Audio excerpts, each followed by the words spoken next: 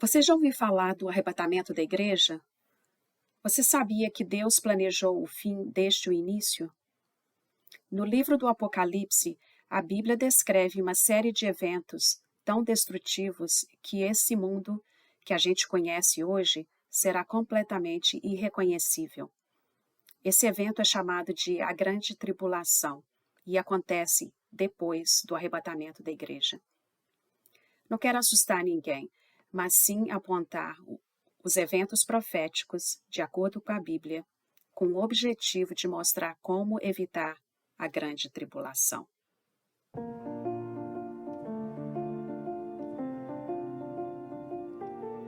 Todos os eventos históricos são, de uma forma ou outra, registrados por museus e documentários.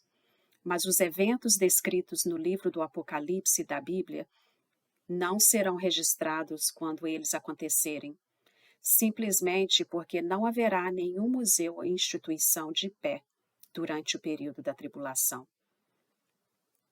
Os eventos descritos no livro do Apocalipse serão terrivelmente traumáticos para aqueles que ficarem para trás e viverem nesse período, mas será uma experiência gloriosa para aqueles que forem removidos.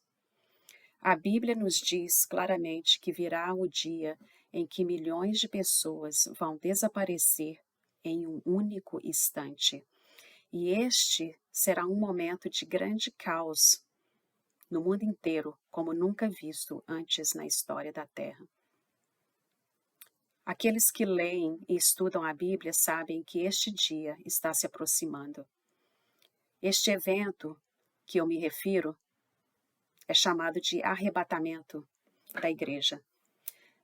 E eu sei que muitos não sabem sobre esse assunto, porque as igrejas não ensinam a Bíblia toda, infelizmente. Mas eu vou mostrar as passagens bíblicas sobre o arrebatamento. Mas primeiro, veja comigo este diagrama da sequência dos eventos de acordo com a Bíblia. O primeiro evento foi chamado de a primeira vinda de Cristo, cujo objetivo foi morrer na cruz para pagar os nossos pecados. E por favor entenda que não há nada que você possa fazer para pagar os seus próprios pecados. Somente o sangue de Jesus pode salvar e dar vida eterna. O próximo evento é a Era da Igreja, que é o período em que vivemos hoje. E logo depois da Era da Igreja, o próximo evento nós chamamos de arrebatamento. No entanto, Jesus não desce na terra durante esse evento. A Bíblia diz que nós vamos subir e encontrar com o Senhor no ar. E depois do arrebatamento, a terra vai passar por um período da tribulação. De acordo com o livro de Daniel, esse período será de 7 anos. Aqueles que forem arrebatados vão voltar com o Senhor no final do período da tribulação. E este será o próximo evento no final da tribulação, o que chamamos de a segunda vinda de Cristo. Mas aqui é que muitos se confundem a esse respeito. O arrebatamento e a segunda volta de Cristo não são o mesmo evento. Durante o arrebatamento da igreja, Jesus não pisa na terra. Ele chama e encontra a igreja no ar. Já na segunda volta, a Bíblia diz que Jesus volta com o povo de Deus e todos os anjos para estabelecer o seu reino na terra.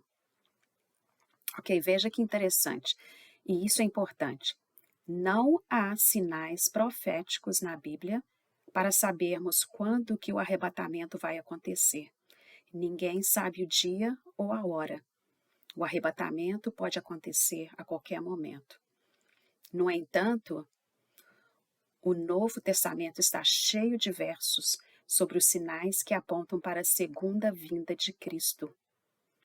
E o mais empolgante é que já vemos alguns desses sinais da segunda vinda de Cristo começando a se desenrolar em frente aos nossos olhos. E os sinais da segunda vinda, se os sinais da segunda vinda já estão acontecendo, adivinha o que tem que acontecer primeiro? O arrebatamento. Porque os sinais da segunda volta já estão acontecendo, eu acredito que estamos bem perto do próximo evento. E provavelmente a nossa geração é a geração que será arrebatada. Glória a Deus. A Bíblia também fala que quando Jesus voltar, todos os olhos o verão voltando. Mas quando o arrebatamento acontecer, esse evento será rápido e silencioso. E o arrebatamento é uma promessa de Cristo, dada em João capítulo 14, verso 5. Quando ele estava no momento de subir para o Pai, seus discípulos estavam ainda confusos com a crucificação, morte e ressurreição. E eles perguntaram o seguinte: Senhor, nós não sabemos para onde vais, e como podemos saber o caminho? E aí o Senhor respondeu: Não se perturbe o vosso coração. Credes em Deus, crede também em mim. Na casa do meu Pai há muitas moradas. Se não fosse assim, eu vou-lhe teria dito: Vou preparar-vos lugar.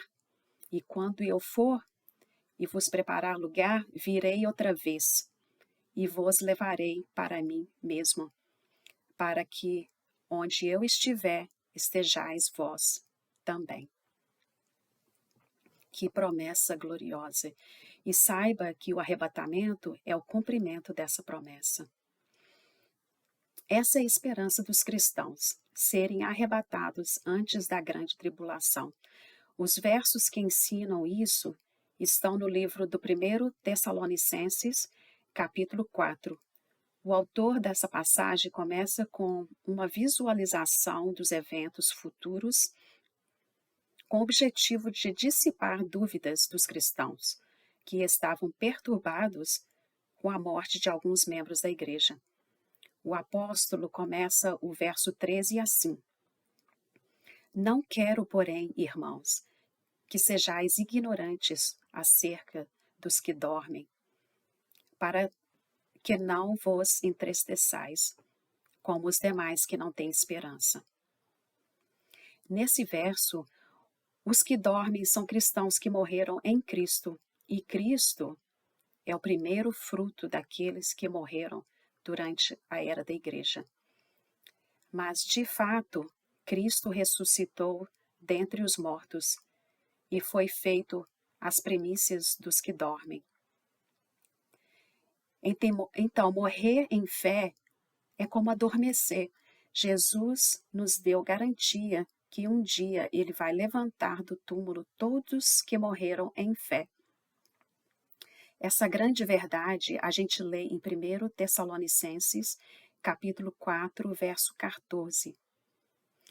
Porque se cremos que Jesus morreu e ressuscitou, assim também aos que em Jesus dormem, Deus os tornará a trazer com ele. Irmãos, Jesus veio ao mundo para vencer a morte, e isso significa que mesmo que sofremos com a morte de um ente querido que morreu em Cristo, nós não sofremos como o resto do mundo, que não tem Jesus. Isso porque a gente sabe que a morte não é o fim, mas em verdade ela é o início de algo muito melhor do que a vida na terra. E lemos sobre essa esperança abençoada em 1 Tessalonicenses capítulo 4, versos 13 e 14. Se acreditamos que Jesus morreu e ressuscitou, você tem alguma dúvida que ele cumprirá as suas promessas de acordo com o que está escrito? Jesus mostrou o seu poder quando ele morreu e venceu a morte. Irmãos, tenham fé que um dia seremos ressuscitados. Eu tinha medo da morte e tive medo a vida inteira, até o dia em que eu li e acreditei nessa verdade bíblica. A morte não tem poder sobre mim, porque eu pertenço a Jesus. Agora veja a promessa do arrebatamento na Escritura Sagrada, começando no verso 15. Dizemo-vos, pois, isto, pela palavra do Senhor, que nós, os que ficamos vivos para a vinda do Senhor, não precederemos os que dormem. E os versos 16 e 17, Paulo revela a cronologia de como as coisas vão acontecer. Porque o mesmo Senhor descerá do céu com alarido e com voz de arcanjo e com a trombeta de Deus, e os que morreram em Cristo ressuscitarão primeiro. Depois, nós, que ficamos vivos, seremos arrebatados juntamente com eles nas nuvens e encontrar o Senhor nos ares, e assim estaremos sempre com o Senhor. Entenda, irmãos, que Jesus ele mesmo descerá e encontrará conosco nos ares. E veja no verso 16 a ressurreição dos mortos. E os que morreram em Cristo ressuscitarão primeiro. Tudo isso vai acontecer em um instante, ou seja, num momento, num abrir e fechar de olhos ante a última trombeta, porque a trombeta soará. E os mortos ressuscitarão incorruptíveis, e nós seremos transformados. Glória a Deus. Irmãos, este é o nosso destino final, na presença do Senhor Jesus Cristo para sempre. Note que na passagem, essa passagem não termina ali. O verso 18 diz o propósito dessa revelação. Portanto, consolai-vos uns aos outros com essas palavras. Essa palavra consolar na Bíblia foi traduzida de uma palavra que também significa encorajar. Então, esse verso pode ser lido também assim: portanto, encorajem uns aos outros com essas palavras. A gente não pode viver sem fé e esperança. Aquele que não acredita nas promessas de Deus vive uma vida sem sentido ou significado. Hebreus diz que o justo viverá pela fé. Eu não sei você, mas para mim, o arrebatamento da igreja é o maior encorajamento que eu encontrei na Bíblia depois da salvação. Pessoas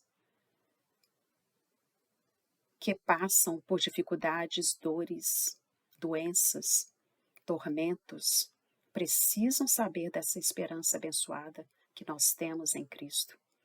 E este é o objetivo deste vídeo. Agora, como seguir daqui em diante e sabendo das boas novas? Primeiro, procure o Senhor em oração e tenha fé.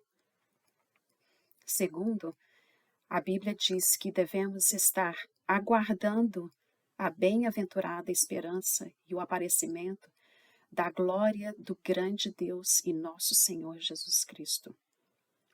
E também diz que, mas a nossa cidadania está nos céus, de onde também esperamos o Salvador, o nosso Senhor Jesus Cristo.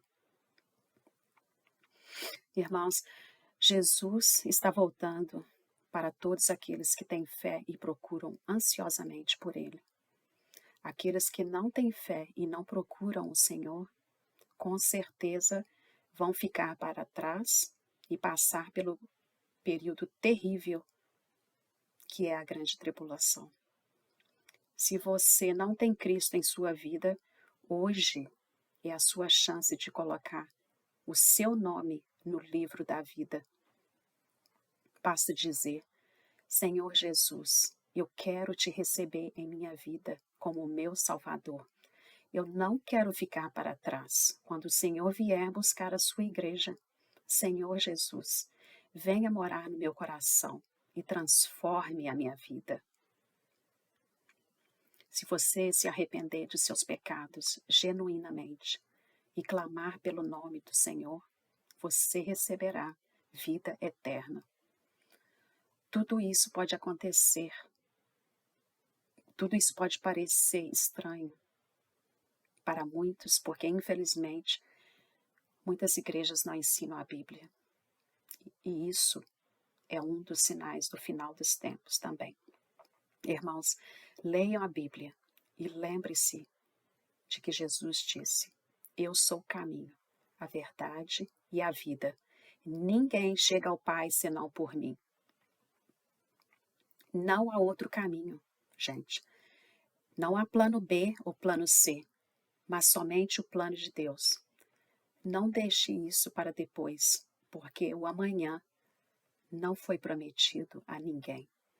Compartilhe as boas novas com alguém que esteja vivendo na escuridão hoje. E se você quiser ver uma evidência da ressurreição de Cristo, clique nesse vídeo na tela. Que a graça do Senhor Jesus Cristo, o amor de Deus e a comunhão do Espírito Santo esteja com vocês. Amém e até a próxima.